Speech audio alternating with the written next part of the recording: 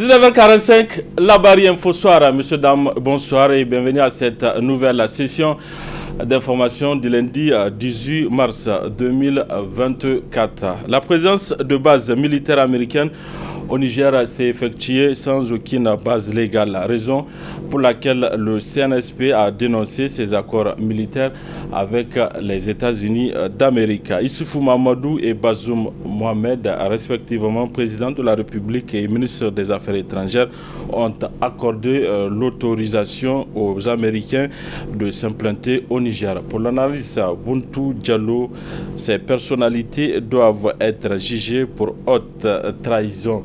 Dans cet extrait que je vous invite de suivre avant de le retrouver en partie magazine. Le Niger est dans son bon droit à partir du moment où la présence même n'est pas légale. C'est-à-dire, si c'était des accords qui ont été signés de manière légale, peut-être que les Américains vont faire de la résistance.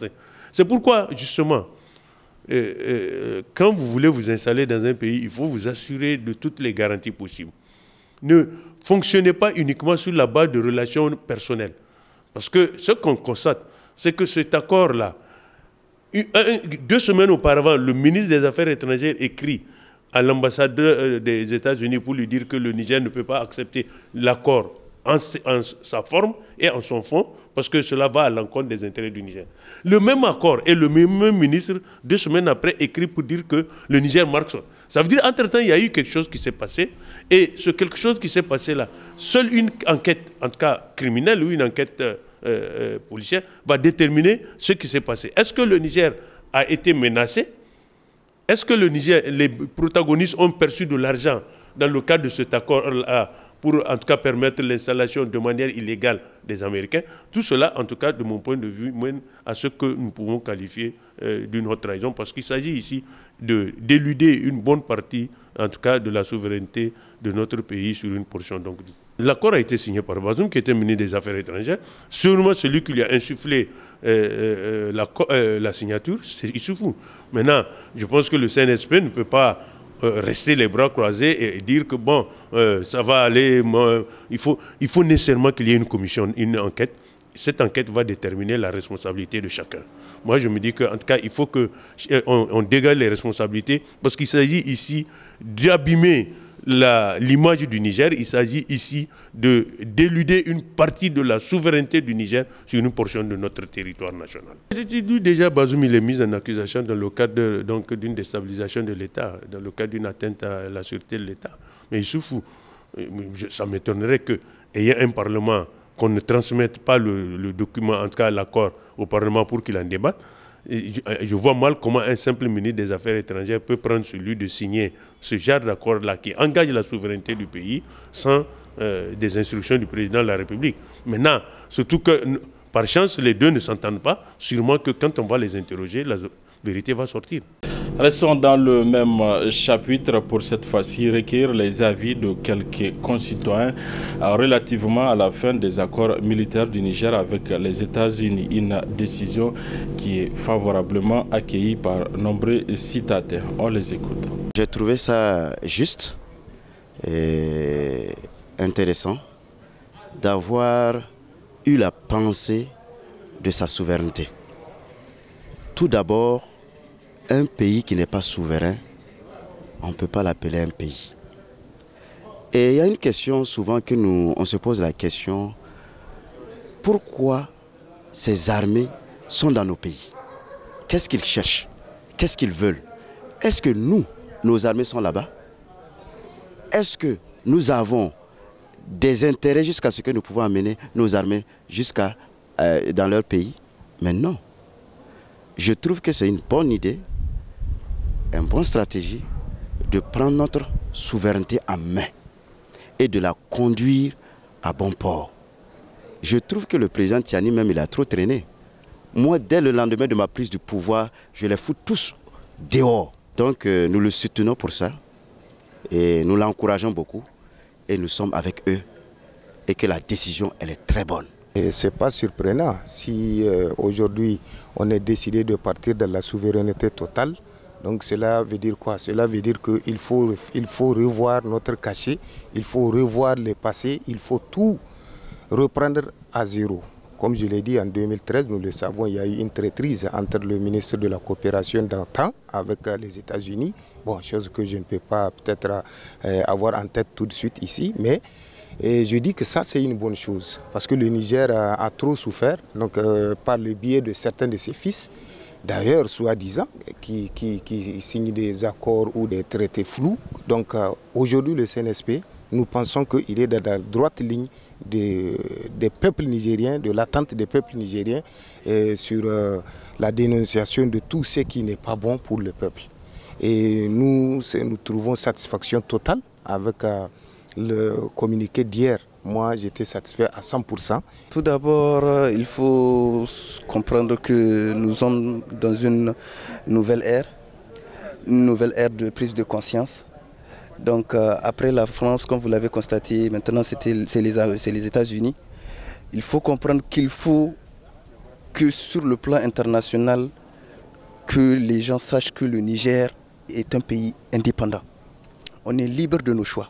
On est libre de choisir avec qui faire nos affaires et nos relations. On ne peut pas nous imposer un comportement. Donc c'est pour ça que je soutiens fermement le CNSP dans cette optique. Tout celui qui va entraver la paix au Niger ou qui veut installer des troubles, on va le réprimer comme ils l'ont dit, jusqu'au bout. Le peuple l'attendait bien avant, parce que vous vous souvenez, nous nous sommes dit, nous avons opté pour notre souveraineté. Donc il n'est pas question, en tant que souverain, que quelqu'un gère notre sécurité, ça n'a pas de sens. Moi je pense que le CNSP a agi en écoutant le peuple. Et cette information, nous l'avons accueillie avec joie, avec honneur, et ça nous rend notre dignité, ça nous rend notre fierté. Moi, je pense qu'ils ont très bien fait. Et ils ont jusqu'à preuve du contraire, même demain, notre soutien. Nous, c'est ce qu'on a entendu et c'est ce qu'ils ont fait. Le peuple est avec eux, la jeunesse est avec eux, les VH sont avec eux. Et toute la population nigérienne les encourage. Vraiment, moi, je suis 100% d'accord avec eux. C'est qu'ils sont en train de faire une bonne chose et ça va nous libérer et c'est libératrice. Le jeûne du mois de Ramadan est de 5 piliers de l'islam. L'utilisation du kirdan en islam peut rendre invalide le jeûne si elle est faite délibérément et en connaissance des causes. Les jeûneurs utilisent les cure-dents pour entretenir leur bouche, mais il existe toute une gamme de cure-dents en islam qui peuvent invalider le jeûne si on les utilise. C'est un reportage de notre stagiaire Roumanatou Alpha Zazi et Boubacar Souley.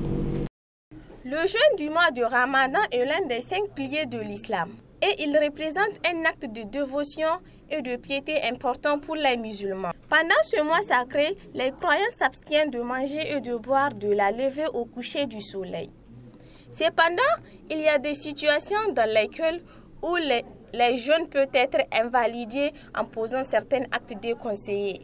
Cette période, beaucoup de jeûneurs utilisent les cure-dents pour entretenir leur bouche. Mais attention, il y a des cure-dents qui peuvent invalider le jeûne si on les utilise. Pour personne qui fait le carême, il doit utiliser ce qu'on dit aswak, cure-dent en islam. Donc ça, si c'est pour les gens, ce qu'on vend là, pour les bois. Il faut pour les bois là, tu peux l'utiliser toute la journée, le matin jusqu'à le soir. Mais ça ne soit pas très sucré. C'est pas faut utiliser ça. Il faut utiliser un bois qui est vraiment mulet. C'est pas sucré, c'est pas très, il n'a pas un goût quoi qui peut vraiment gâter ton carême. Ainsi, il existe toute une gamme de cure-dents en islam qui peuvent invalider le jeûne. En tout cas, tous les bois qui est comme les nimes là, parce qu'il a un goût vraiment très fort, on ne peut pas utiliser ça. Et aussi les tourarés là, parce que son goût aussi, ça peut gâter le carême. Parce que tous ces genres, les bois là, les prophètes ont interdit d'utiliser ça quand la personne est dans le carême, Inch'Allah. Merci. Ceux qui utilisent les brosses. Les brosses là, on peut les utiliser après le souhour. Quand tu as fini le sourd, tu peux utiliser ça. Mais après le matin, quand tu vas au travail ou bien tu vas au marché, tu ne peux pas utiliser ça. Parce qu'il a un goût là, ça ne sort pas très bien. Donc vraiment, il est risqué de gâter ton carême. Voilà, les brosses là, il faut les utiliser après les sourds, mais pas le matin. Quand tu vas vers 7h là ou vers 8h, il ne faut pas l'utiliser ça parce que ça va gâter le carême. Les jeûneurs doivent donc être vigilants et respecter les règles établies par la religion. Ils doivent être aussi prudents dans les actes à poser tout au long de ce mois. Ramadan est aussi synonyme d'une forte consommation de fruits par les Nigériens. Une situation qui rend florissant leur commerce. En effet, les grands axes routiers sont joncés des étalages de différents fruits qui contribuent énormément dans l'alimentation du génère. C'est un reportage de Nafissatou Yaya Issa. En cette période, on constate une disponibilité de fruits sur le marché et les voies de la ville. Parmi ces fruits, l'ananas et la pastèque qui proviennent le plus souvent du Burkina ou du Ghana voisin. Ces ananas nous proviennent du Burkina. Nous vendons le tas de 3 à 1000 francs et nous arrivons à nous en sortir. Des fruits appréciés par les clients qui en trouvent une véritable source d'énergie. C'est un pastèque. Suna kawo pastèque da kirki kuma in na san dai kuna tambaye shi kuna gani iri ne to irin wannan wanda nake tammata agarsta irin ta ne zo bida wanda ni san ta lalle tana da arha da dama. Je suis venu acheter des pastèques. Je préfère celle d'Agadez pour sa qualité, le prix est acceptable. Amma da dama kuma ta kwarai ce. Ni lalle ban abuga amma na ji duriya an ce shina gyaran shi ne kuma kya san ko gaban za pastèque da kwai zaki kuma ga ruwa ko jiki shina amfani da shi ko dai ba likita nake ba kuma zakin nan shina ba da karfin jiki ko ni nan ne ga in zakaran ne ga pastèque ta nika bida.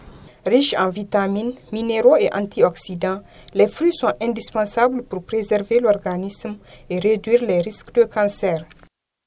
Place à présent à notre partie magazine. L'analyste Bounti Diallo se prononce par rapport aux accords militaires avec les États-Unis. Très bonne réception à vous. En réalité, les Américains ne sont même pas installés au Niger sur des bases légales.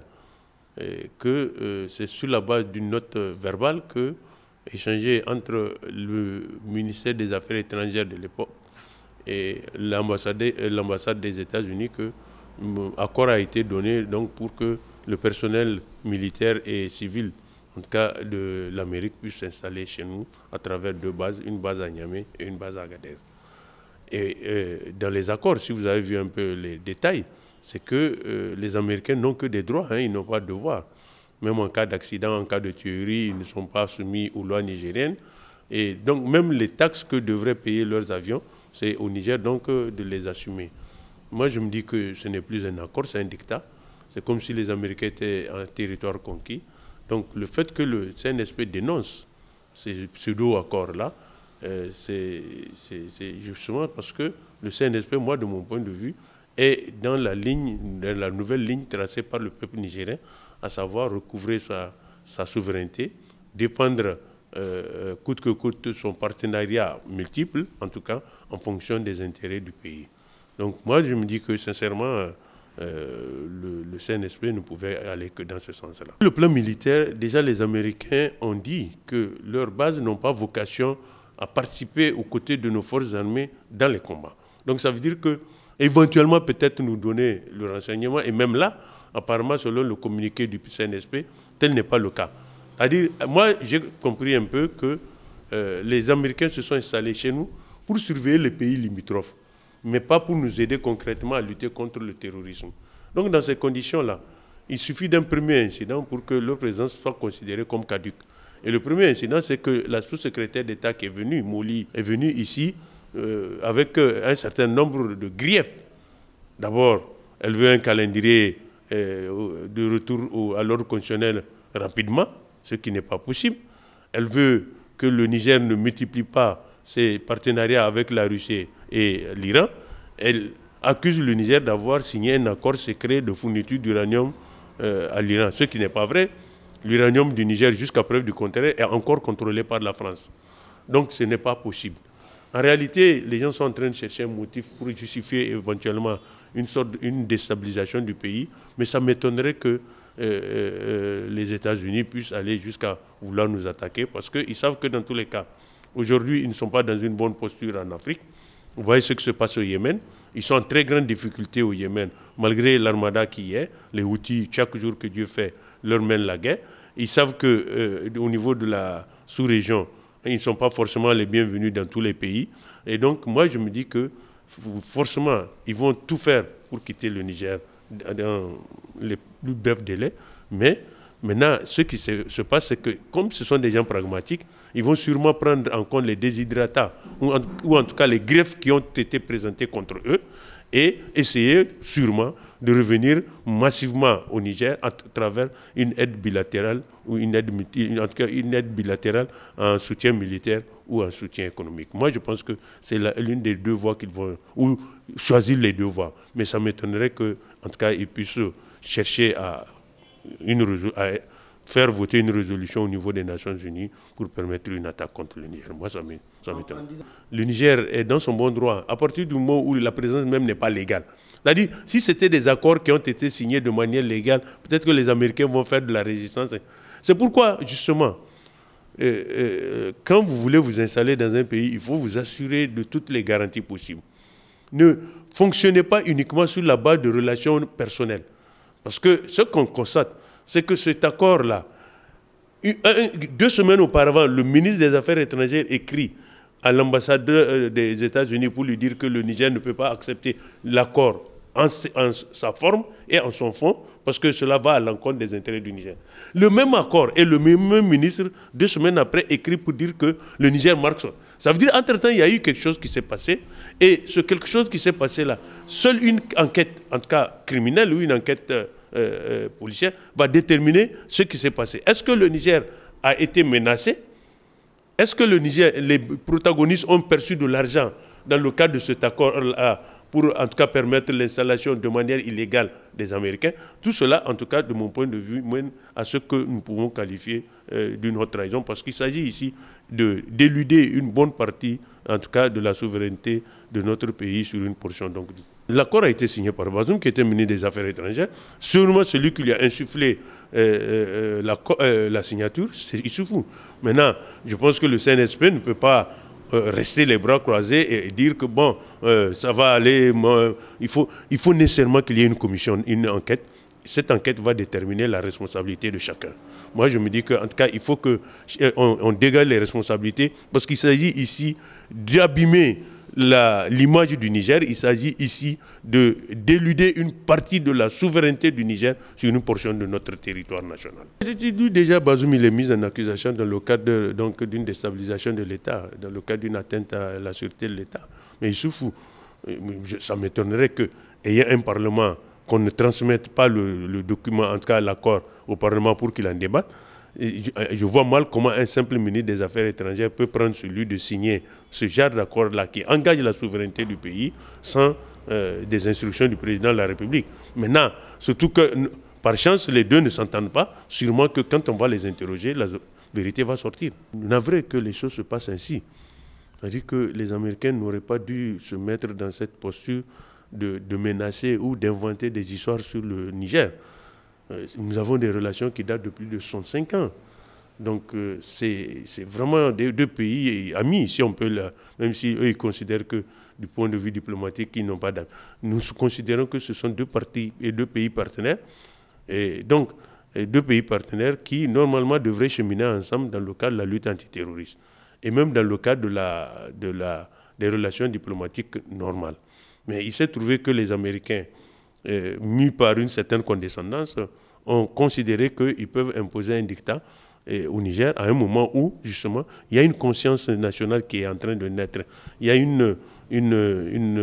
un sentiment, en tout cas, de souveraineté qui est en train de naître. Dans ces conditions-là, vouloir imposer au Niger un dictat, moi de mon point de vue, ça allait véritablement vers un fiasco, ça allait vers un échec. Et malheureusement, nous sommes en train de constater que malgré nos 65 ans de relations diplomatiques, les Américains sont en train de perdre pied parce que tout simplement, ils n'ont pas su prendre les choses telles qu'elles sont. Nous sommes dans un pays aujourd'hui dont nous nous rendons compte de l'importance. C'est à nous de savoir comment manœuvrer pour que ce pays-là reste au niveau de la communauté internationale comme étant un pays important. Mais ça dénote aussi la légèreté avec laquelle Issoufou et son équipe ont géré le Niger.